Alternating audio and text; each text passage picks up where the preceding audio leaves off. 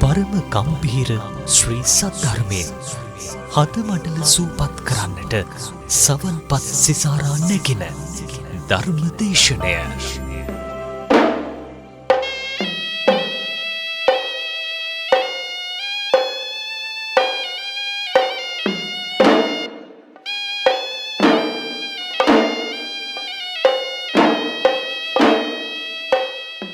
සම්මා සම්බුදු සරණයි සියලු දෙනාටම. බෞද්ධ ගුවන්විදුලිය වෙත සංනිවේදනය කරන උතුම් දායකත්ව ධර්ම දේශනාව මෙලෙසින් ආරම්භ කරන්නට මේ සූදානම. සදර්ම දේශනාව පවත්වන්නට අප කෙරෙහි මහත් අනුකම්පාවෙන් මේ උතුම් වූ ධම්සභා මණ්ඩපයට වැඩම කොට වදාළ කැලණිය බෙබල්දුව ශ්‍රී ඥාන විමලාරාමස්ත විද්‍යාසෝභි ධර්මායතන වාසී ශාස්ත්‍රපති පූජ්‍යපාද දලුගම සමිති ඥාන ගෞරවනීය ස්වාමීන් වහන්සේ අපි සියලු දෙනාම එක්ව සාදුනාද පවත්වා පිළිගනිමු. සාදු සාදු සාදු. මාලබේ පදිංචි යූපී ලේකා දයානිපතිරණ මහත්මිය ඇතුළු පින්වත් පිරිසත්, රාජකිරිය පදිංචි බෙමල්ද සිල්වා මහත්මයා හා රේණුකා අබේගුණවර්ධන මහත්මිය ඇතුළු පවුලේ පින්වත් පිරිසත්, නුගේගොඩ පදිංචි අශෝක ජයසුමන මහත්මයා සහ එම මහත්මිය ඇතුළු පින්වත් පිරිසත්, රද්දොළුවේ පදිංචි පුංචිගල්ලේ එල්.බී. සිරිසේන මහත්මයා සහ බී.ඒ. ලලිතා මහත්මිය ඇතුළු දූ දරුවන් පිරිසත්, උඩහගොඩ කෑල්ලගම කොළොන්න ඇබිලිපිටියේ පදිංචි W. අජන්තා රෝහිණී මහත්මිය ඇතුළු පින්වත් පිරිසයි උතුම් වූ සද්ධර්ම දේශනාව මුළු ලෝකයටම සංනිවේදනය කරන්නට පින්බර දායකත්වයෙන් කටයුතු කරන්නේ. එසේනම් සද්ධර්ම දේශනාව ආරම්භ කිරීමට ප්‍රථමයෙන් පංචශීලයේ සමාදන් වීම සඳහා කවුරුත් සාදුනාද පවත්වා තෙවරක් නමස්කාරය කියමු. සාදු සාදු සාදු. නමෝ තස්ස භගවතු අරහතෝ සම්මා සම්බුද්දස්ස. නමෝ තස්ස භගවතු අරහතෝ සම්මා සම්බුද්දස්ස. නමෝ තස්ස භගවතු අරහතෝ සම්මා සම්බුද්දස්ස.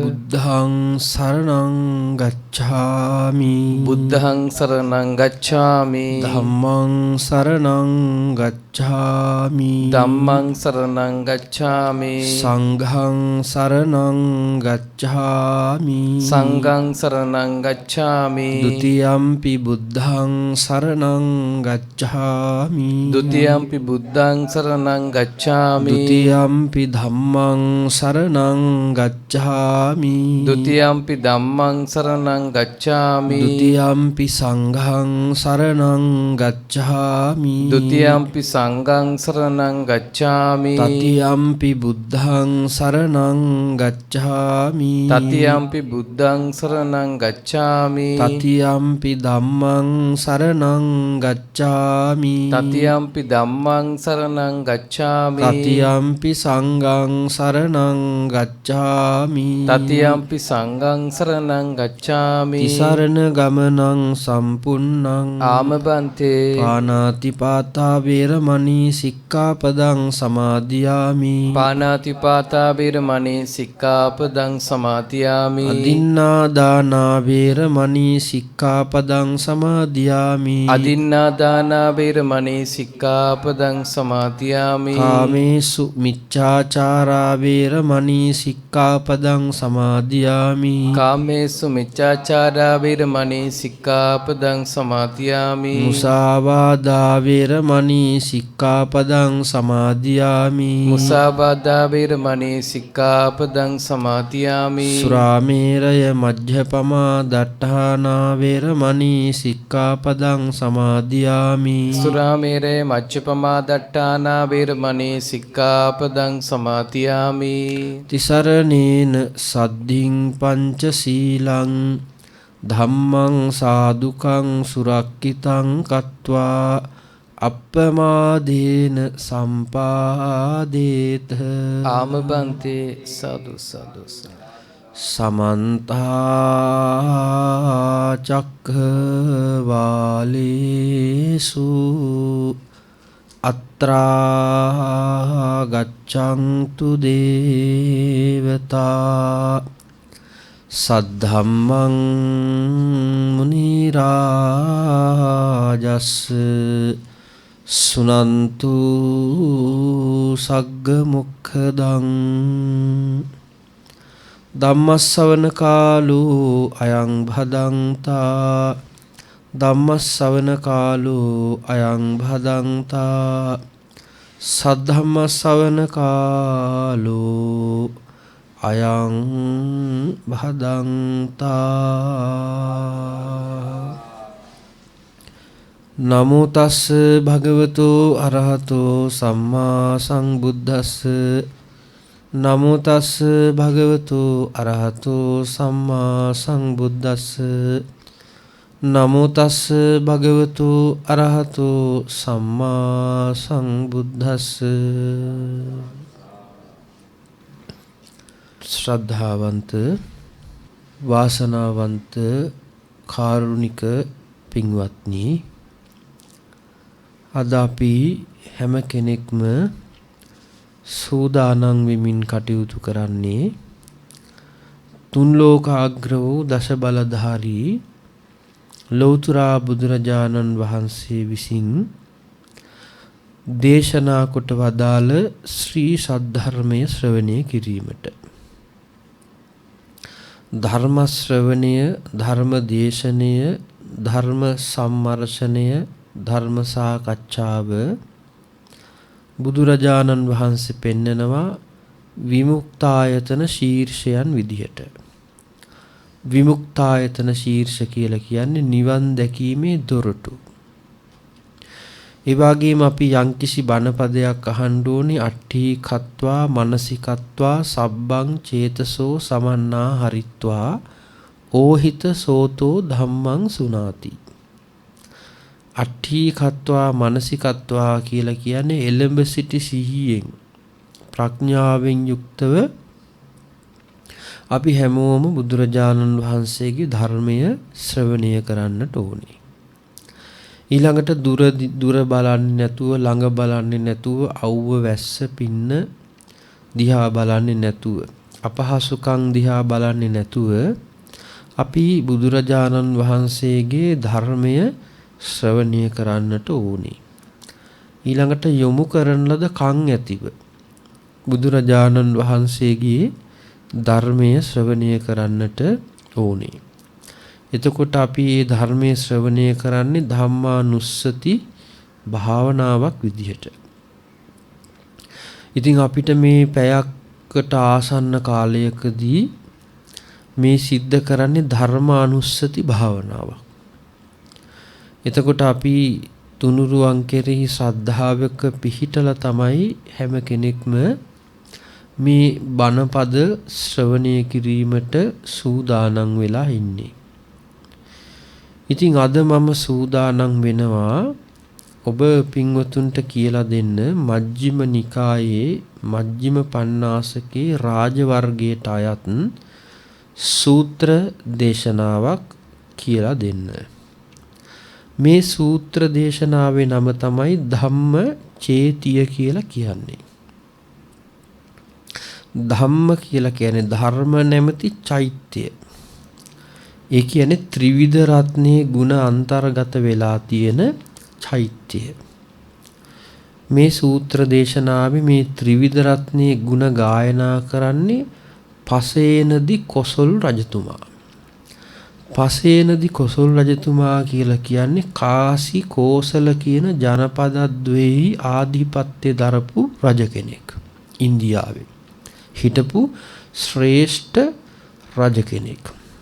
දැන් පසේනදි කොසල් රජතුමා බන්දුල සේනාපතියා මහාලි ලිච්ඡවි රජදරුවෝ.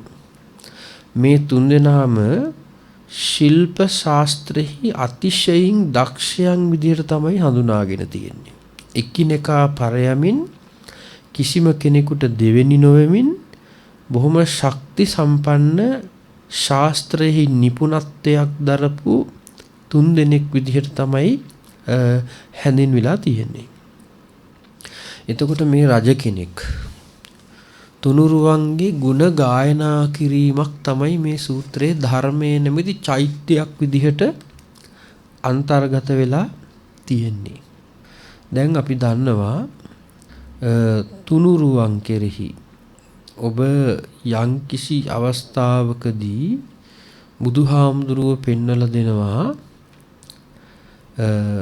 නිර්දෝෂී කෙනෙක් දෝෂ සහිත බවට ලක් කරනවා නම් ඒ පුද්ගලයාට බොහෝ දුක් විඳින්න සිද්ධ වෙනවා.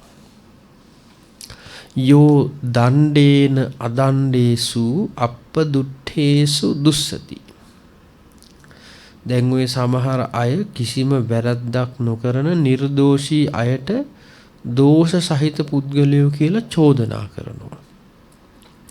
එතකොට බුදුහාමුදුරුවෝ පෙන්නනවා ඒ පුද්ගලයා දසඤ්ඤ මඤ්ඤ තරං ඨානං කිප්පමේව නිගච්ඡති. කාරණා 10කින් දුක් විඳින්න සිද්ධ වෙනවා. ඒ නිසා අපි කාටවත් නිර්පරාධ නිස්කාරණේ දෝෂාරෝපණ කිරීමට සුදුසු නැහැ. ඉතින් ඒ නිසා මේ සූත්‍ර දේශනාව මම හිතනවා අද කාලේ ජීවත් වෙන බොහෝ අයට ගොඩක් ප්‍රයෝජනවත් වෙන සූත්‍රයක්. මෙතනදී සඳහන් කරන්න ඕනේ පසේනදී කොසල් රජතුමා ගොඩක් කලකිරීමකින් හිටපු කාලයක් තිබුණා. මේ කාලේ රජතුමා සිටියේ ඒ ශාක්‍ය ජනපදයට අයති නියම් ග්‍රාමයක නගරක නැමැති නියම් ග්‍රාමයක තමයි රජතුමා හිටියේ. එතකොට විශේෂයෙන්ම මේ මුලින් දක්වපු බන්දුල සේනාපති ඊතා දක්ෂයෙක්. ඒ නිසා කොසල් රජතුමා ඒ බන්දුල සේනාපතිව තමන්ගේ සේනාධිපති තනතුරට පත් කරන්නට යෙදුණා. ඉතින් මේ බන්දුල සේනාපති බොහොම දක්ෂයි. දවසක් මොකද වුනේ රජවාසලේ විනිශ්චයකාරයෝ පිරිසක් හිටියා. දැන් ওই රජවාසල් වල ඉන්නවා. දැන් ඔය ඉස්සර හිටියා ඔය උම්මග්ග ජාතකෙ එහෙම තියෙනවා පඬිවරු සේනක පුක්කුස කාවින්ද දේවින්ද ආදී වශයෙන් විනිශ්චයකාරවරු ඉන්නවා. ඒ විනිශ්චයකාරවරු පිරිසක් වැරදියට තැබූ විනිශ්චයක් නිසා වැරදි විනිශ්චයක් පාදක කොටගෙන මොකද කරේ අර බන්දුල සේනාපතිගේ ඉදිරිපත් වීමෙන් මේ වරද නිවැරදි කරා. මේකට මේ විනිශ්චයකාරවෝ සියලුම දෙනාම අර බන්දුල සේනාපති සමග වෛර බැඳගත්තා. වෛර බැඳගෙන මොකද කරේ? රජු බිඳවන්න කේලම් කිව්වා. දැන් අපි දන්නවා අද සමාජයේ ගොඩාක් ඕනම කෙනෙක් පිරිසක් බොහෝම සමගියෙන් ඉන්නවා නම් ඒ පිරිස බිඳවන්න කරන්න තියෙන එකම දේ තමයි කේලම් කියන එක. දැන් අඟුලිමාල වගේ කෙනෙක් නිර්මාණය වුණේ කේලම් කියපු නිසා. ඒ තමන්ගේ යහළුවෝ ගුරුවරයාට අහිංසක පිළිබඳව වැරදි අද්භූත චෝදනා නගපු නිසා. ඒ නිසා අපි හොඳට මතක තියාගන්න ඕනේ කේලමෙන් කරන්න බැරි අපරාධයක් නෑ. ඕනම අපරාධයක් කේලම් කීමෙන් බොරු කීමෙන් කරන්නට පුළුවන්කමක් තියෙනවා. ඉතින් මේ කේලම් කියලා රජු සමග බිඳෙව්වා බන්දුල සේනාපතියව. කිව්වා බලන්න රජතුමනි බන්දුල සේනාපතිට දරුවෝ 32 දෙනෙක් ඉන්නවා. ඔහු ඊටා දක්ෂයෙක්. ඔහු රට පෙළපාලියේ යනකොට දරුවන් 32 දෙනා සමග ඔහු තමයි රජ විදියට පේන්නේ. නොබෝ කලකින් ඔබව මරලා රාජ්‍ය ගන්න කන්ද බලන් ඉන්නේ. මේ විදියට රජ බියටපත් කරා. බියටපත් කරලා රජ කෙරෙහි බිඳවීමක් ඇති කරලා පස්සේ රජතුමා මොකද කරේ? මේ වෙලාවේදී ඊතා නිශ්ශබ්ද ස්ථානයකදී රහසිගතව කිසිවෙකුටත් නොදැනෙන ආකාරයට බන්දුල සේනාපති සහිත දරුවන් 32 දෙනාම ඝාතනය කරා.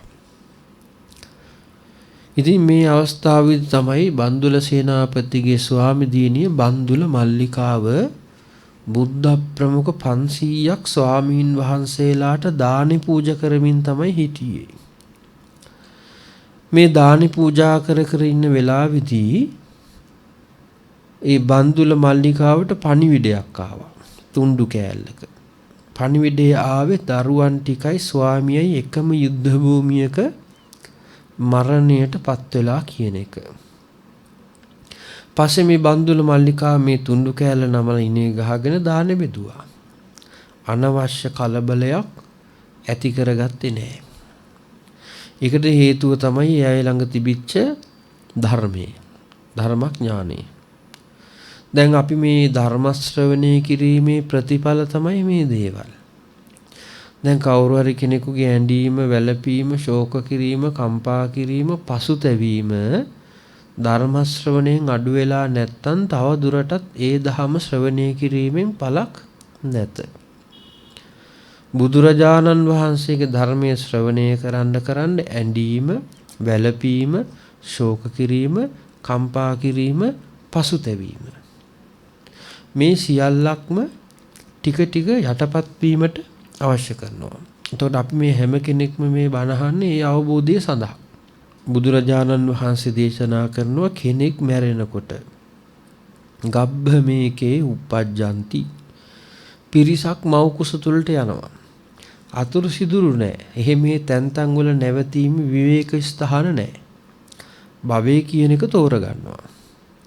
නිරයම් පාපකම්මිනෝ ඉතින් වැරදි කරා නම් කරන්න දෙයක් නැහැ. නරක තිරිසම් പ്രേත අපායවල වල වැටෙනවා. ඒක ගිහි පැවිදි ભેදයක්, මහාචාර්ය ආචාර්ය ભેදයක්, උගත් නූගත් ධනවත් දුප්පත් ભેදයක් එහෙම නැහැ. අපාය ගියාම යම රජුරු ඔක්කොටම සලකන්නේ එක විදිහට. දැන් අපි දන්නවා අපාය ගියාම උනත් යම රජුරු ඔබ අහලා තියෙනවා දඬුවම් දෙන්නේ නැහැ. අපායට ගියපු ගමම යම රජුරු දඬුවම් දෙන්නේ ප්‍රශ්න අහනවා. ඔය අහන ප්‍රශ්නවල ඉස්සෙල්ලාම අහන ප්‍රශ්නයක් තියෙනවා. ඒ තමයි ඔන්න දනගස්සලා අහනවා මේ භවත් සත්වයා තමන්ගේ මවුට සලකලා තියනවාද? ඔන්න ඉස්සෙල්ලාම අහන ප්‍රශ්නේ. දෙවෙනි ප්‍රශ්නේ තමයි මේ භවත් සත්වයා තමාගේ පියාට සලකලා තියනවාද? පේනවනේ. අපායේ ගියපු ගමන් අහන්නේ මොකද්ද? අම්මටයි තාත්තටයි සලකලා තියනවද කියලා. දැන් ඔය සමහර මනුස්ස ලෝකේ ඉන්න අම්මයි තාත්තටයි සලකනවා හැබැයි වැරදි වැඩ කරනවා. ඒ අය අපාය යනවා හැබැයි යම රජුරු ප්‍රශ්න ඇහුවාම ඒගොල්ලන්ට උත්තර දෙන්න පුළුවන්. ඔව් අම්මට සැලකුවා. තාත්තට සැලකුවා. ඇයි මේ අහන්නේ? දඬුවම අඩු වෙනවා. දඬුවම් අවම කරගන්න පුළුවන්. අම්මට තාත්තට සැලකීමෙන්. ඒ නිසා යම රජුරු එහෙම ගියාම නිරයම් පාප කම්මිනෝ කරන්න දෙයක් නැහැ. අපිට මොනතරම් ඉඩ කඩම් මිල මුදල් තිබුණත් ඒවා විකුණලා උගස් තියලා අපිව බේරගන්න බෑ. අප දෙන්නත් බෑ. සග්ගංසගතිනෝ හොඳට පින් කරපු අය දිව්‍ය ලෝකෙ ගිහිල්ලා උපදිනවා. පරිනිබ්බන්තියානාසෝ අසසු කොටස පරිනිර්වාණයට පත් වෙනවා. ක්ලේශ ධර්මයන් වික්කම්බන තදංග සමුච්ඡේදක් වශයෙන් ප්‍රහාණය කරපු අය. එතකොට දැන් මේ බන්දුල මල්ලිකාව මේක අවබෝධ කරගෙන හිටියා. මරණය ගැන අවබෝධ කරන් හිටියා. එයා කියන්නේ ඒ ගැන කලින් හිතලා තිබුණා. දැන් අපේ ජීවිතේ අපි හිතන්න අකමැතිම දේ මොකද්ද? මැරෙනවා කියන එක. මම මැරෙන්න පුළුවන් කියලා හිතන්න කැමති නෑනේ. ඉතින් උදේ පාන්දර නැගිට ගමන් අපිට හිතන්න ඕනේ සුභවාදීම දේ මොකද්ද? මමත් මරණයටපත් වෙන්න පුළුවන්. ඒක මරණය පිළිබඳව සිහිපත් කිරීමක්. ඉතින් ඒ නිසා තව කෙනෙක් මරණයට දැන් අපි මරගෙදරකට ගියාම ඒ මරණය දිහා බලලත් ඒකක් හරි මොකක් හරි බීලා විනාඩි 10ක් 15ක් වාඩි වෙලා ඉඳලා අනේ අපරාධය අහෝ හිටියානම් හොඳයි කියලා එනවා මිසක්ක මරණය ගැන කතා කරනවද? මලගෙවල් වල කවුරුවත් මරණය පිළිබඳව කතා කරන්නේ නැහැ. හිටියානම් හොඳයි අපරාධෙනේ. මේ ඉතින් ගොඩාක් තැන්වල එහෙම තමයි කතා කරන්නේ. ඉතින් මේ සමහර අය එක එක ලෙඩ රෝග හැදිලා සමහර ගොඩාක් වයෝවෘද්ධ භාවයට ගිහිල්ලා මරණයටපත් වෙලා. ඒත් ඉතින් ඒගොල්ලෝ කියනවා බලන්නකෝ අපරාධි විච්ච වැඩි. කොහොම හරි හිටියානම් හොඳයි කියන එක තමයි හැමෝම කියන්නේ. හැබැයි මේ මරණය අවබෝධ කරගන්න කිසි කෙනෙක් කැමති නැහැ. පස්සේ මෙහිම දාන බෙද බෙද ඉන්නකොට මේ මල්ලිකාවගේ දාසියගේ අතින් ගිතෙල් භාජනයක් බිඳිලා ඉතින් රජතුමාට මේ කාරණාවත් ආරංචි වුණා. මොකද්ද මේ බන්දුල මල්ලිකාවට මේ මරණය ආරංචි වෙලත් එයා හොඳ සිහියෙන් දාන බෙදුවා. බන්දුල මල්ලිකාව සම්මුඛ වෙලා ඇහුවා මේ බන්දුල සේනාපතියා Tamanට විරුද්ධව මොකක් හරි කැරැල්ලක් ඇති කරන්න හැදුවද? නෑ ස්වාමීනි එහෙම කිසිම අදහසක් තිබෙන්නේ නැහැ කියලා කිව්වට පස්සේ රජතුමා ගොඩක් පසුතැවීමටපත් වුණා. පස්සේ බන්දුල සේනාපතිගේ නාංගිගේ පුතෙක් ඉන්නවා කාරායන කියලා. ඒ කාරායන දීඝ කාරායනට කොසල් රජතුමා සේනාධිපති තනතුර පිරිනැමුවා. ඉතින් මේ වෙලාවේදී රජතුමා ගොඩාක් කලකිරීමෙන් හිටපු නිසා කාරායනගෙන් ඇහුවා මේ වෙලාවේදී බුදුරජාණන් වහන්සේ මොන වගේ තැනක වැඩ ඉන්නවද කියලා. දැන් ඉතින් මේ කාරායන කියලා කියන්නේ දැන් එයත් කොසල් රජතුමත් එක්ක තරහින් ඉන්නේ. මොකද හේතුව දැන් බන්දුල සේනාපති මරණයටපත් කරානේ. එයත් බලාගෙන හිටියේ කොයි වෙලේද රජුට වරදින්නේ කොයි වෙලේද කරදරයක් වෙන්නේ කියලා. අන්තිමට රජකම පවා ගන්නවා මේගොල්ලෝ එකතු වෙලා. විදුඩබ කුමාරයාත් එක්ක එකතු වෙලා රජකම පවා ගන්නවා. ඉතින් ඒ වෙලාවේදී මේ බුදුරජාණන් වහන්සේ කොහි වැඩ ඉන්නවද කියලා ඇහුවා. මේ වෙලාවේදී මේ කාරායන බොහොම සිහි කල්පනාවෙන් හිටියේ.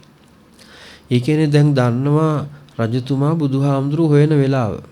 ඉතින් වේලාසනම චරපුරුෂය යවලා බුදුරජාණන් වහන්සේ ඉන්න තැන හොයාගෙන තිබුණා. ඒ වෙලාවේදී භාගතුන් වහන්සේ වැඩ හිටියේ ශාක්‍ය නියම් ග්‍රාමයක්ව තිබූ මේද තලුම්ප කියන නියම් ග්‍රාමයේ තමයි භාග්‍යතුන් වහන්සේ වැඩ හිටියේ. ඉතින් කාරායනේ කිව්වා භාගතුන් වහන්සේ මෙන්න මේ මේද තලුම්ප නැමැති නියම් ග්‍රාමයේ වැඩ සිටිනවා. කොපමණ කාලයක් ගත වේද මේ ස්ථානයේ ඉඳලා? කොපමණ වෙලාවක් ගත වෙනවද කියලා ඇහුවා. ඒ මහණෙකුට කිව්වා රජතුමනි උදෑසන කාලේ ගමන් ආරම්භ කරොත් දහවල් වෙන්න ඉස්සෙල්ලා යන්න පුළුවන් එතෙන්ට. දහවල් කාලේ ගත වෙන්න ඉස්සෙල්ලා යන්න පුළුවන්. යොදුන් 3ක් තරම් ප්‍රමාණයක් තියෙනවා කියලා කිව්වා. 48ක් වගේ දුර ප්‍රමාණයක්. ඉතින් මේ වෙලාවේදී කාරායනට කිව්වා යහළු කාරායනේ මේ වෙලාවේදී භද්‍රූ යානාවන් යොදන්න. මට භාග්‍යතුන් වහන්සේ දැක ගැනීමට කැමැත්තෙන් ඉන්නේ අවශ්‍යතාවයක් තියෙනවා. පුළුවන් තරම් ඉක්මනට ඒ භද්‍රූ යානාවන් යොදලා ගමන ඉක්මන් කරන්න කියලා කිව්වා. පස්සේ මේ කාරායන අවශ්‍ය කරන සියලුම රත පෙළපාලිය ලස්සනට රත පෙරහැරක් පිළියෙල කරලා රජ දැන් භාග්‍යතුන් වහන්සේ බහැ දැකීමට එනවා. යම් තාක් ප්‍රමාණයක රතෙන් ගමන් කරන්න පුළුවන්ද ඒ තාක් ප්‍රමාණයේ රතෙන් ගමන් කරලා ඊටු ටික පයින් බහැලා ගියා. ඉතින් වනාන්තරයට පිවිසුන ස්වාමින් වහන්සේලා බොහොම සිත්කලු ආකාරයෙන් රමණීය ආකාරයෙන් ඒ තැන්වල වැඩ ඉන්නවා. එව්වා මේ වෙලාවේ භාග්‍යතුන් වහන්සේ කොයිද? ඉදිරියට යන්න. භාග්‍යතුන් වහන්සේගේ සුවඳ කුටිය තියෙනවා. ඉදිරියට ගිහිලා උගුර පාදලා නියපිඩෙන් තට්ටු කරන්න භාග්‍යතුන් වහන්සේ ඒ වෙලාවේදී පෙනී සිටී කිව්වා. ඉතින් රජතුමා මොකද කරේ? සියලුම ආයුධ ආභරණ සියල්ලක්ම ගලවලා පසෙක තැබුවා. ඒ කියන්නේ පංච කකුද භාණ්ඩ සියල්ලක්ම ඒ කාරායනට දුන්නා. දීලා දැන් රාජ විලාසයෙන් යන්න හොඳ නැහැ බුදුරජාණන් වහන්සේ ළඟට යනකොට. ඒ නිසා සාමාන්‍ය විදියට ගිහිල්ලා උගුර පාදලා දොරට තට්ටු කරා. දැන් ඔය තියෙනවා සාමාන්‍යයෙන් බුදුරජාණන් වහන්සේ සම්මුඛ වෙන්න දෙවි කෙනෙක් ආවොත් ඒ දෙවි කෙනා දොරට තට්ටු කරන විදිහක් තියෙනවා. දැන් දොරේ උඩ හරියෙන් තට්ටු කරනවා නම් දෙවි කෙනෙක්. මධ්‍යම ප්‍රදේශයෙන් තට්ටු කරනවා නම් මනුෂ්‍ය ලෝකෙ. දොර පහලින් තට්ටු කරනවා නම් නාග ලෝකේ කෙනෙක් ඇවිල්ලා. ඉතින් ඒ අනුව භාගතුන් වහන්සේට අඳුර ගන්න පුළුවන්. මොකද හේතුව බුදුරජාණන් වහන්සේ දැන් භාගතුන් වහන්සේ කියලා කියන්නේ මේ හැම වෙලේම පරචිත්ත විචාරණ ඥාණයෙන් සර්වඥතා ඥාණයෙන් නිතරම වැඩ හිටියේ නෑ. උන්වහන්සේ බොහොම සාමාන්‍ය විදියට විවේකයෙන් වැඩ හිටියේ. ඉතින් කවදාවත් බුදුරජාණන් වහන්සේ දොරවල් ඇරලා නැහැ අතින්. යන යන හැම තැනකම ඉබේ දොරවල් විවෘත වෙනවා. ඒක ප්‍රාතිහාර්යයක්. දැන් ගිහි ගිය අතහැරලා යනකොටත් එහෙමයි. දොරවල් ඇරියේ නැහැ. ඉබේ දොරවල් ඇරුණා. අනන්ත සංසාරයේ දන් දීපු දාන පාරමිතා පුරන ලද දාන පාරමිතාවේ ආනිසංශයක්. දොරවල් වැහෙන්නේ නැහැ. දොරවල් ඇරෙනවා විතරයි. එක්ක සිතුවිලි මාත්‍රයකින් දොර ඇරෙනවා, නැත්නම් හස්තය දික් කරපු මාත්‍රයකින් ශනේකින් දොර විවෘත වුණා. මේ වෙලෙදි පසේනදී කොසල් රජතුමා දැන් පසුතැවිල්ලකින් ඉන්නේ. Tamange අතින් ලොකු වැරද්දක් වුණානේ. ඉතින් බොහෝම ශ්‍රද්ධාවෙන් බුදුරජාණන් වහන්සේගේ පා දෙපා ළඟ වැඳ වැටුණා. මුවින් කකුල් දෙක සිපගත්තා. දෑතින් කකුල් දෙක ස්පර්ශ කරා. හාත්පසම හොඳට ස්පර්ශ කරමින් මුවින් සිප ගනිමින් බුදුරජාණන් වහන්සේගේ ගුණ ගායනා කරා. මෙන්න මේ වෙලාවේදී තමයි කොසල් රජතුමා ඒ ත්‍රිවිධ රත්නයේ ගුණ ගායනා කරන්නට යෙදුනේ. මේ ත්‍රිවිධ රත්නයේ තියෙන ගුණයන් පිළිබඳව රජ කෙනෙක්. බුදුරජාණන් වහන්සේ අහුව කුමක් නිසාද, කවර හේතුවක්, කවර කාරණයක් නිසාද සුගත් සිරුරට මේ තරම් පුද පූජා සත්කාර කරන්නේ? ඒ වෙලාවේදී තමයි මේ රජතුමා ප්‍රකාශ කරේ, භාග්‍යතුන් වහන්සේ මට තියෙනවා ධර්මන්වය. ධර්මන්වය කියලා කියන ධර්මයේ පිළිබඳව ඇති කරගත්තු අනුමාන ඥානයක් තියෙනවා. ඒ කියන්නේ කොසල් රජතුමා අන්නේ සමයන් අන්නේ ආගම් සියල්ලක්ම අධ්‍යයනය කරපු රජ කෙනෙක්. එතකොට තරුණ කාලේ තිබිච්ච මනස නෙමෙයි දැන් 80 වයසේදී තිබුණේ. දැන් කොසල් රජතුමාට අල්ලස් දීලා ජේතවනාරාමයේ සමීපයේදීම අන්නේ තීර්ථකාරාමයක් හැදුවා ඒ කාලේ. එතකොට ඒ කාලේ තිබිච්ච ශ්‍රද්ධාව, පැහැදීම, ධර්මඥානය නෙමෙයි දැන් තියෙන්නේ. දැන් අවබෝධ වෙනස් ඕනම කෙනෙක් බලන ජීවිතේ නේද? සමහරලාට මහා චණ්ඩි වගේ තරුණ කාලේ හිටපු අය. හැබැයි ජීවිතය අවබෝධ කරගන්නේ කාගේ හරි මරණකින් පස්සේ. සමහර කියන ආන්දර මං ජීවිතය දැක්කේ මගේ පුතාගේ මරණයෙන් පස්සේ. මම ජීවිතය කියලා මොකද්ද කියන එක දැනගත්තේ මගේ නෝනාගේ මරණයෙන් පස්සේ. මගේ දරුවාගේ මරණයෙන් පස්සේ තමයි මං ජීවිත අවබෝධ කරගන්න හැටි. ඉතින් ඕනම කෙනෙකුට මේ උපතින් එකපාරටම කලකිරලා උපදින්නේ නැහැ. දැන් අපේ ස්වාමින් වහන්සේලා පුංචි කාලේ වයස අවුරුදු 11න් 12න් මහාන වෙන්නේ ඇයි? සසර කලකිරලාද? අනිත්‍ය දුක්ඛ අනාත්ම තේරිලාද? ආසාවට. සිවුරට තියෙන ආසාවට. අර ගාතාව කියනවා සබ්බ දුක්ඛ නිසා. ඒ පුංචි හාඳුනන්න තේරෙනවද ඒක? එහෙම යාට තේරෙන්නේ නැහැ. සිවුරට තියෙන ආසාවට.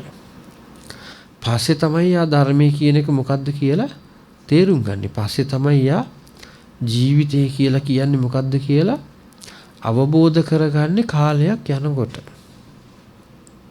ඉතින් ඒක නිසා මේ විදිහට අන්‍ය සමයන් පිළිබඳව, අනිත් ආගම් පිළිබඳව හොඳ අවබෝධයක් තිබුණා. ඉතින් කොසල් රජතුමා කිව්වා භාග්‍යතුන් වහන්සේ මම අනිත් ශ්‍රාවකයෝ දැකලා තියෙනවා අන්‍ය ආගම් වල නියත භ්‍රමචර්යාවක් නැහැ.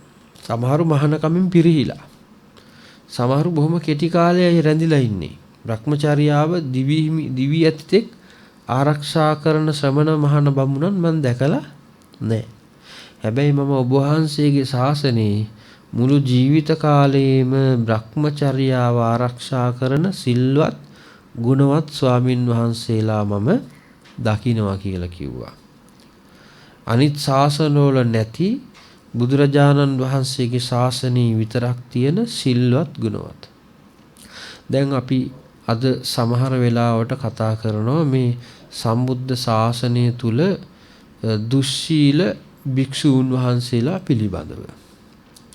ඒක ඉතින් ඒකට කවුරුත් කලබල වෙන්න ඕනේ නැහැ. මොකද බුද්ධ ශාසනය කියලා කියන්නේ මහ මුහුද වගේ හරියට. දැන් මහ මුහුදේ මහ විශාල තල්මහෙක් මැරුණොත් එහෙම එයා තියාගන්නවද? එයා තියාගන්නේ නැහැ. අපි බෝට්ටු අරන් ගිහිල්ලා මැරිච්ච තල්මහ අරන් එන්න ඕනේද? එයා ඉබේ ගොඩ ගහනවා. මහ මුහුදෙටින් බෙලෙක්ක පොල් කොම්බ තියාගන්නවද? මහ මුහුද කුණු ගොඩවල් තියාගන්නේ. බුද්ධ ශාසනයත් ඒ වගේ තමයි. බුද්ධ ශාසනය තුල යම් භික්ෂුවක් වැරදියට හැසිරෙනවද?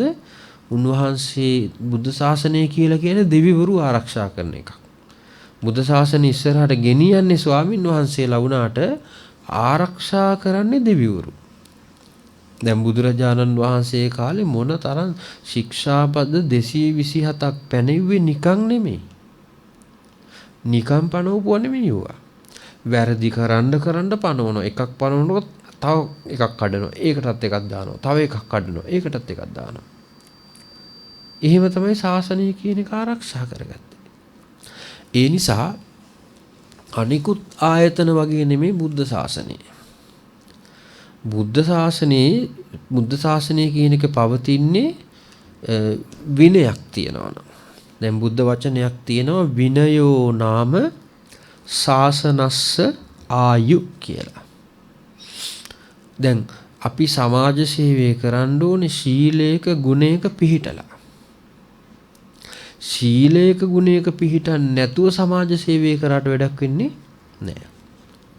දැන් ඔබ දන්නවා අපේ රටේ ඉතිහාසයේ සිටිය ස්වාමින් වහන්සේලා ගංගොඩිල සෝමහාමුදුරුවෝ. උන්වහන්සේ මොනතරම් ත්‍රිපිටකය කියවලා තියෙනවද? මොනතරම් කැලෑවල වලට ගිහිලා භාවනා කරලා තියෙනවද? උන්වහන්සේ රට ජාති ආගම වෙනුවෙන් කතා කරා. යම්කිසි ස්වාමින් වහන්සේ කෙනෙකුට ශීලයක විනයක පිහිටන්නේ නැතුව කතා කරොත් දුර්වලයි. ඒ කියන්නේ යා ලාභ සත්කාර හමුවේ එක එක පැති වලට නැමෙනවා. ආපු අරමුණ නෙමෙයි පස්සේ තියෙන්නේ. ඉස්සෙල්ලා ආපු අරමුණ වෙනස් වෙනවා. මුදල දැක්කහම වෙනස් වෙනවා. හිත වෙනස් වෙනවා. තමන් කරන්නේ මොකද්ද? ආවේ මොකටද කියලා තමන්ටම හොයාගන්න බැරි වෙනවා. ඒ නිසා මම හිතන්නේ අපේ රටට විච්ච ප්‍රශ්නයක් තියෙනවා. දැන් ওই සමහර මහත්තුරු කියනවා පිට රටවල් වල ඉන්න දේශපාලඥයෝ පූජ්‍ය පක්ෂයෙන් ඇවිල්ලා අහන්නේ නැහැ රට කරන්නේ කොහොමද කියලා. ඒ කතාව ඇත්ත. පිට රටවල ඉන්න ඒගොල්ලෝ අහන්නේ නැහැ. ඉතින් අපෙන් අහන්න වෙලා තියෙන්නේ මේ මිනිස්සු මේ වැඩේ හරියට කරන්නේ නැති නිසා. හරියට කරන්නේ නැති නිසා අවවාද අනුශාසනා කරන්න සිද්ධ වෙලා තියෙනවා. දැන් අපේ හරියට බැලුවොත් අපිට අදාළ රාජකාරිය විතරක් කරගෙන ඉන්න ගියොත් කිසි ප්‍රශ්නයක් නැහැ. දැන් ওই කතාවක් තියෙනෝනේ වැඩ කරන මිනිස්සයාට බැනුම් ගහන්න වෙනවා. දැන් ওই පන්සල් වල කට්නේ පින්කම් තියෙනවනේ නේ. කට්නේ පින්කමේ බලන්න ලයිට් දාන්න, කොඩි දාන්න, පිඟන් වාදන හොදන්න එකම කට්ටියක්. පින්කම වෙලාවට සිවුර අත ගස්සන්න සිවුර පූජා කරන්න ඉන්නේ තව කට්ටියක්. එතකොට දානේ බෙදන්න ඉන්නේ තවත් කට්ටියක්. දානේ බෙදලා ගියාට පස්සේ අර ඉඳුල් පඩික්කම් වාදන හොදන්න ඉන්නේ තවත් කට්ටියක්. හොඳට දානේ ටික කාලා හිමියට ගෙදර ගියපු මිනිස්සයාට වඩා බලන්න පිඟන් හොදනකොට කවුරු හරි උපාසකම්ම කෙනෙක්ගෙන් අතින් පිඟන් 10ක් බිම වැටෙනවා. බැනුම් ගන්නේ කවුද? පිඟන් හොදපු කෙනා. අර කාලා ගෙදර ගියපු කෙනා බැනුම් ගන්නවා. එයාට කිසිම ප්‍රශ්නයක් නෑ. වැඩ කරපු කෙනාට තමයි බැනුම් ගන්නේ. ඒක නිසා මේ අපි හැමෝම වෙලා තියෙන්නේ ඩියුටි මාරු කරගෙන. ඩියුටි මාරු කරගන්න වෙලා තියෙනවා. දැන් පන්සලේ හාමුදුරුවන්ට වෙලා තියෙනවා පොලිසිය රාජකාරී කරන්න. පොලිසිය මහත්තුරු කරන වැඩ හාමුදුරුවන්ට කරන්න වෙලා තියෙනවා. පොලිසිය මහත්තුරු දේශපාලඥයෝ කරන ඒවා කරනවා.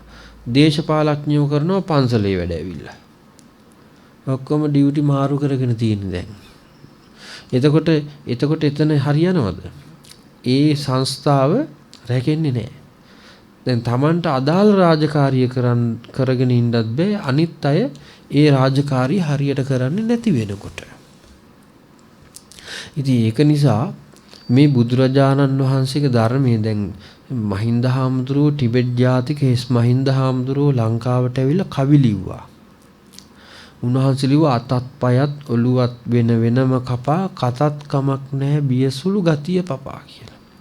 උන්වහන්සේ ලස්සන වචන ටිකක් පාවිච්චි කරා කවියක් විදියට. බැන්නත් අර බැන්නේ සාහිත්‍යාත්මකව. නිකන් අමුමේ සැරපරුස වචන කතා කරනවට වැඩිය බොහොම ලස්සනට තමන්ගේ දැනුම පාදක කරගෙන බැන්නා. සමාජයේ නොඑක් ස්තර විවේචනය කරා. කවිය අවියක් කරගත්ත කියලා කිව්වේ. ඒ නිසා අද ස්වාමින් වහන්සේලාට විශාල කාර්යභාරයක් සිද්ධ කරන්න වෙලා තියෙනවා. ඊළඟට ඔන්න දෙවෙනි කාරණාව තමයි භාග්‍යවතුන් වහන්සේ මම දැකලා තියෙනවා වාද විවාද. දැන් ඔබ ගෙවල් වල ඉන්නකොට අම්මා තාත්තා වාද වෙනවනේ. ස්වාමි පුරුෂයා ස්වාමි දියණිය අතර වාද වෙන්නේ නැද්ද? එහෙම කොහොමද? එහෙම කොහොමද? එහෙම බෑ, එහෙම බෑ කියලානේ. සහෝදර සහෝදරියන් අතර වාද විවාද නැද්ද? තියෙනවා. අම්මා දෙමව්පියෝ දරුවන් අතර වාද විවාද නැද්ද? තියෙනවා. අසල්වැසියෝ අතර වාද විවාද නැද්ද? තියෙනවා. රජවරු මැති ඇමතිවරුත් එක්ක වාද කරනවානේ. මැති ඇමතිවරු රජවරුත් එක්ක වාද කරනවා. සමාජයේ හැමතැනම වාද විවාද කියන එක්කෙනෙකුගේ වචනයකට තව කෙනෙක් නැමෙන්න කැමති නැහැ. අනිත් ශාසනවලත් එහෙමයි. කිසිම කෙනෙක් සමගියෙන් සමාදානයෙන් ඉන්නව දැකලා නැහැ මම. පසේනදී කොසල් රජතුමා කියන ඔබ වහන්සේගේ ශ්‍රාවකයෝ කවදාවත් මම දැකලා නැහැ. දෙපැත්තකට බෙදිලා වාද විවාද කරනවා. මතක තියාගන්න යමුනා අචිරවතී සරබෝ මහී කියන මේ ගංගාවල් වල ජලයේ මුහුදට ගියාම එකම ලවණ රසයක් නෙන්නේ. ඒ වගේ බුදුරජාන් වහන්සේ දේශනා කරනවා බ්‍රාහ්මණ ශාස්ත්‍රීය වෛශ්‍යද ශුද්‍රද කියලා ප්‍රශ්නයක් නැහැ. මගේ ළඟ පැවිදි වුණොත් ඒ ඔක්කොම හැඳින්නුවේ ශ්‍රමණා ශක්‍ය පුත්තියා. ශ්‍රමණ ශාක්‍ය පුත්‍ර භික්ෂු සමාජයේ. ඉතින් අපේ එක එක පාර්ශව තිබ්බේ නැහැ. එක එක නිකායන් තිබ්බේ නැහැ අපේ. අපිට තිබ්බේ එකම පාර්ශවයේ බුදුරජාණන් වහන්සේගේ පාර්ශවයේ පූජ්‍ය පක්ෂ විතරයි. ඉතින් බුද්ධ වචනේම තියෙනවා ඒක. ඒ නිසා එකම ශාවක පිරිසක්. ඒ අය බෙදෙන්න ඕනේ නැහැ. ඒ අය වෙනස් වෙන්න ඕනේ නැහැ. එකම ක්‍රමයකට ගැඩ ගැහෙන තරමට ඕනම කෙනෙකුට දියුණුවක් ඇති කරගන්න පුළුවන්. ඉතින් ස්වාමින් වහන්සේලා අතර වාද විවාද නැහැ. ඒක පෙන්නන කොහොමද? කීරෝධකී භූතා අඤ්ඤමඤ්ඤම් පිය චක්කෝහි සම්පස්සනා. කිරි දියර එකතු වුණා වගේ එකිනෙකා ප්‍රිය ඇසෙන්. කොහොමද කියනවනම් එක්කෙනෙක් පිණ්ඩපාතේ ගියොත් ඒ පිණ්ඩපාතේ අනිත් කීප දෙනෙකුට පිණ්ඩපාතේ අරන් එනවා. එහෙමයි අනිත් අයට බෙදලා දීලා පැන් ගෙනල්ලා බාල භික්ෂුව වැඩිමහල් ස්වාමින් වහන්සේලාට උපස්ථාන කරලා ඒ විදිහට තමයි වළඳන්නේ බොහොම සමගියෙන්. ඉතින් ඒ නිසා මේ බොහොම සමගියෙන් ජීවත් වෙන ස්වාමින් වහන්සේලා පිරිසක් මම ඔබගේ වහන්සේගේ ශාසනය තුල දකිනවා. ඒ නිසා බුද්ධ රත්නය සම්මා සම්බුද්ධයි, ධර්මය සාක්කාතයි, සංඝ රත්නය සුපටිපන්නයි කියලා බුදුරජාණන් වහන්සේගේ මේ කකුල් සිප ගනිමින් තමයි මේ ප්‍රකාශන ටික කරන්නේ. හරිම ශ්‍රද්ධාවෙන්. ඊළඟට රජතුමා කියනවා භාග්‍යවතුන් වහන්සේ මම අන්‍ය ශාසනවල ඉන්න භික්ෂුන් වහන්සේලා නහර ඉලිප්පිලා ගිහිල්ලා ඇදිලා ගිහිල්ලා ශරීරේ කුෂ වෙලා රැවුල් වවාගෙන කොණ්ඩ වවාගෙන ජටා දරාගෙන එක එක කරේ නූල් බෝතල් මලු එල්ලගෙන යනවා දැකලා තියෙනවා.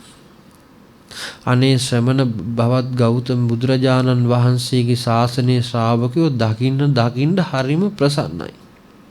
හරිම ප්‍රසන්නයි. හිස රැවුල් ගාලා දකින්නකොට නැවත දකින්න ශ්‍රමණ දර්ශනය නැවත දකින්න බලන්න හිතෙනවා. හරිම ප්‍රසන්නයි.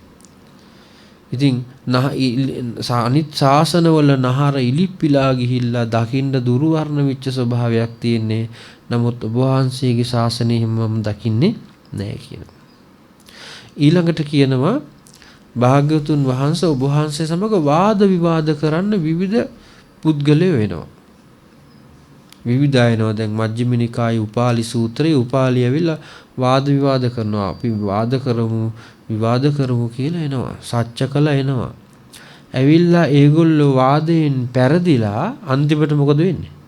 ඔබ වහන්සේගේ ශ්‍රාවකයෝ බවට පත් වෙනවා. හරියට ඒගොල්ලෝ හිරුදුටු කදෝ පැනියෝ වගේ. අර කලාමැදිරියෙක් වගේ. සූර්යයා ළඟ කලාමැදිරිය ගෙලියක් නැහැනේ. ආන් එවුන් බවට පත් වෙනවා. ශ්‍රාවකයෝ බවට පත් වෙනවා. අතදරුවන් බවට පත් වෙනවා ඔබ වහන්සේගේ. ඒගොල්ලෝ පත් වෙලා ඒගොල්ලෝ ප්‍රීති වාක්‍ය වහලා තියෙන දෙයක් ඇරිය වගේ නේද? ඔය තියෙන්නේ. මග මුලා විච්ච කෙනෙකුට මාර්ගය කියලා දුන්නා වගේ කියලා හරිම සන්තෝෂයටපත් වෙලා ඔබ වහන්සේගේ ශාසනයේ උතුම් ප්‍රතිඵල ලබා ගන්නවා කියලා කිව්වා. ඊළඟට මේ විදිහට කියාගෙන භාග්‍යතුන් වහන්සේ මේගේ ශාසනයේ ගුණ පිළිබඳව කියාගෙන යනකොට රජතුමා කියනවා භාග්‍යවතුන් වහන්සේ මා යටතේ ඉන්න වඩුවන් දෙදෙනෙක් පුරාණ සහ ඉසිදත්ත කියලා. මේ වඩුව දෙන්නට කන්න බොන්න දෙන්නේ මම. ඉන්න හිටින්න තැන දෙන්නේ මම. මම තමයි මේ වඩුවන් දෙදෙනාගේ සියලුම කාර්යයන් සිද්ධ කරන්නේ. දවසක් රාත්‍රී කාලේ රෑබෝ වුණු හේයින් මම මේ වඩුවන් දෙදෙනා ඉන්න නිවස කරා ගියා. රාත්‍රී කාලේ බොහොම නිශ්ශබ්දව ගියේ සද්ද නැතුව. යනකොට මට ඇහුණා මේ දෙන්නා දීර්ඝ වේලාවක් භාග්‍යතුන් වහන්සේ ගැන කතා කර කර ඉන්නවා. මේ කණ්ඩ බොන්න දෙන මං ගැන කතා කර කර නෙමෙයි හිටියේ. ඔබ වහන්සේ ගැන තමයි කතා කර කර හිටියේ. මේගොල්ලෝ දීර්ඝ වේලාවක් ඔබ වහන්සේ ගැන කතා කර කර ඉඳලා අන්තිමට මං ඉන්න පැත්තට කකුල් දාලා ඔබ වහන්සේ ඉන්න පැත්තට හිස දාලා නින්දට ගියා. මේක මහා පුදුම ආශ්චර්යයක් කිව්වා. ඔබ වහන්සේගේ ශාසනය තුල තියෙන ආශ්චර්යයක්. දැන් අර සාමාන්‍ය ඵල සූත්‍රයේ තියෙන්නේ අජාසත් රජතුමාට පෙන්වලා දෙනවා ඔබ වහන්සේගේ ශාසනයේ ප්‍රතිඵල මොනවද කියලා ඇහුවට පස්සේ බුදුරජාණන් වහන්සේ කියනවා මහරජා ඔබගේ ශ්‍රාවකෙක් ඔබගේ යටතේ වැඩ කරන සේවකෙක් මගේ ළඟ පැවිදි වෙලා මාර්ගඵල වලට එනවා අරහත් භාවයටපත් වෙනවා. ඒ සේවකයාම ඔබතුමාගේ රජමැදුරට දනට වඩනවා. දැන් මොකද කරන්න කියලා ඇහුවා. කකුල් දෙක අල්ලලා වඳිනවා කිව්වා. දානි දෙනවා කිව්වා. මම පහත් ආසනයක වාඩි වෙනවා කිව්වා. ඉතින් බුදුරජාණන් වහන්සේ කිව්වා වැඩි දුර යන්න ඕනේ නැහැ ඕන්න ප්‍රතිඵල. ඒකයි ප්‍රතිඵලය. බුදුරජාණන් වහන්සේගේ ශාසනය. ඒ නිසා පින්වතුනි මේ විදියට මහා පුදුමාකාරයෙන් පසේනදී කොසල් රජතුමා සුගත් සසුන පිළිබඳව ත්‍රිවිධ රත්නයේ ගුණ අන්තර්ගත කරමින් ලස්සන විදිහේ ධර්ම චෛත්‍යයක් වෙන ආකාරයට තමන්ගේ සිතේ තියෙන අනුමාන ඥානයේ පාදක කොටගෙන ත්‍රිවිධ රත්නයේ ගුණ ගායනා කිරීම තමයි මේ මජ්ක්‍ධිම නිකායේ සඳහන් වෙන ධම්මචේතිය කියන සූත්‍ර දේශනාවේ අන්තර්ගත වෙලා තියෙන්නේ. ඒ නිසා මෙම කරුණු කාරණා තුලින් ඔබ තුනුරුවන් කෙරෙහි ශ්‍රද්ධාවක් විශ්වාසයක් ඇති කරගෙන තවදුරටත් කටයුතු කරන හැටියට මේ වෙලාවේදී මතක් කරමින් අද දේශනයේ බැතිබර දායකත්වයන් දරමින් කටයුතු කරන UP ලේකා දයානි පතිරණ ඇතුළු මාළඹේ ඒ පදිංචියේ පින්වත් පිරිස අගෝස්තු 26 වෙනි දින උපන්දිනය සමරමින් මියගිය දෙමව්පියන් UP උපසේන මහත්මයා ML පෙරේරා මහත්මිය ඒ දියණිය සවින්දි හේමා පලිහක්කාර යන අයට පුණ්‍යානුමෝදනා කරනවා. ඒ වගේම පැමිණි ඥාති සියලුම දෙනාට මේ පුතා බෙවින් පලිහක්කාර සහ ඥාති ඒ දියණියගේ අධ්‍යාපන කටයුතු සාර්ථක කර ගැනීමට ධර්ම ශ්‍රවණය කරන සෑම දෙනාට නිවන් සුව ප්‍රාර්ථනා කිරීම මූලික කර ගන්නවා. ඒ වගේම රාජගිරියේ පදිංචි බෙමල් ද සිල්වා හා රේණුකා අබේගුණවර්ධන යන පින්වත් පිරිස දේශනයේ බැතිබර දායකත්වයේ ධර්මෙන් කටයුතු කරනවා. මීට වසර 9කට පෙර අගෝස්තු 11 වෙනි දින පරලෝ සැපත් මෑණියන් වන දයා බුද්ධදාස යන අයට පින් පැමිණවීමත් ඒ වගේම පරලෝ සැපත් පියාණන් වන දලුවත්තගේ බුද්ධදාස ඒ සහෝදරයා ඇතුළු ඒ සියලුම දෙනාට පුණ්‍යානුමෝදනා කිරීම පවුලේ සියලුම දෙනාට නිරෝගී සුවය ප්‍රාර්ථනා කිරීම ඒ වගේම නුගේගොඩ පදිංචි අශෝක ජයසුමන මහත්මයා ඇතුළු පින්වත් පිරිස එම මහත්මයාගේ පරලෝකසපත් දෙමව්පියන් වන DS ජයසුමන පියාණන් සහ සුසීමා ජයසුමන මෑණියන් යන අයට ඒ වගේම ඒ මහත්මියගේ පරලෝකසපත් දෙමව්පියන් වන කොලින් පෙරේරා පියාණන්ට සහ ජැනට් පෙරේරා ඒ මෑණියන්ට නමින් මියගිය වර්ග પરම්පරාගත ඥාතිවරුන්ටත් එවාගෙම මේ දේශනයට සම්බන්ධ වූ සීලුම දෙනාටත් ලෝකවාසී සීලුම දෙනාටත් ඒ උතුම් සසර ගමන සුවපත් කරගන්න භව ගමන කෙටි කර ගැනීම සඳහා පුතුන් දෙදෙනා ඇතුළු ඥාතිහිත මිත්‍රාදී සීලුම දෙනාට තුනුරුවන්ගේ ආශිර්වාදය ප්‍රාර්ථනා කිරීම මූලික කරගෙන තමයි මේ පින්කමට දායකත්වයේ ධර්මින් කටයුතු කරන්නේ. ඒ වාගේම රද්දොළුවේ පදිංචි පුංචි ගල්ලේ LB සිරිසේන සහ BA ලලිතා සහ දූදරු පිරිස ඇතුළු පින්වත් පිරිස ඒ ගොරකවල උඩ ගලහේනේ පදිංචිව සිට පරලොව සැපත් පීහින්නි හාමි මෑණියන් වහන්සේට සහ LB සාදිරිස් පියාණන් වහන්සේට සහ ඒ චීදුව මූකලංගමේ පදිංචි පරලොව සැපත් BA ජෝසප් අප්පුහාමි පියාණන්ට සහ AD සල්පිනා හාමි මෑණියන් වහන්සේට සහ සියලුම පරලොව සැපත් ඥාතීන්ට පුණ්‍යානුමෝදනා කරනවා. ඒ වගේම W අජන්තා රෝහිණී මහත්මිය ඇතුළු පවුලේ සියලුම දෙනාම ඒ ඇබිලිපිටියේ පදිංචි කොළොන්න ඇබිලිපිටියේ පදිංචි පින්වත් පිරිස W චමින්ද ප්‍රදීප් මල්ලීට පිම්පිනිස සෝමහා හාමුදුරන් වහන්සේ පානුදුරේ අරිය ධම්ම හාමුදුරන් වහන්සේ ඇතුළු ඒ බෞද්ධ මාධ්‍ය ජාලයේ නිර්මාතෘ අවසරයි පූජනීය දරණගම කුසල ධම්මාභිධාන නායක මාහිම්පාණන් වහන්සේ ප්‍රමුඛ පරම පූජනීය මහා සංඝරත්නයට පුණ්‍යානුමෝදනා කරනවා.